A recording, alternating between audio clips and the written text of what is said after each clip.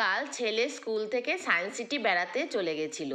তাই ওর বাবা বলল, আমি আর তুমিই বা কেন ঘরে বসে থাকবো, চলো আমরা কোথাও বেরিয়ে আসি। তাই দুজনে ঠিক করলাম যে কাকিনাড়ার মাদ্রাল হনুমান মন্দিরে যাই, ঘুরে আসি, কেননা সে ছিল মঙ্গলবার।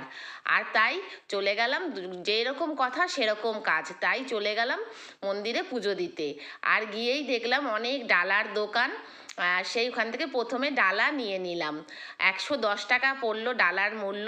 আর তারপরে আমরা সরাসরি হনুমানজির মন্দিরে প্রবেশ করে গেলাম। আর ওখানে অঞ্জলি দিয়ে খুব সুন্দরভাবে নাম গোত্র বলে একদম পুরো কাছ থেকে পুজো হচ্ছিল হনুমানজির।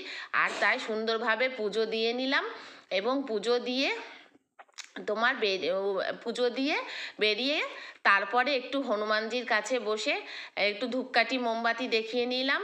আর তারপরে দুজনাতেই বসে একটু হনুমান চল্লিশা পড়ে নিলাম।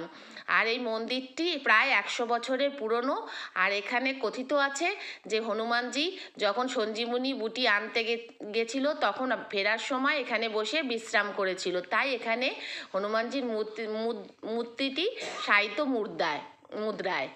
আর এখানে হনুমানজি সবাই বলে যে যেরকম মানত করে সে সেরকম একদম ফলেও যায়। আর খুব জাগ্রত এখানকার ভগবান। আর তাই আমরাও একটু বসে প্রার্থনা করে নিলাম ভগবানের হনুমানজির কাছে।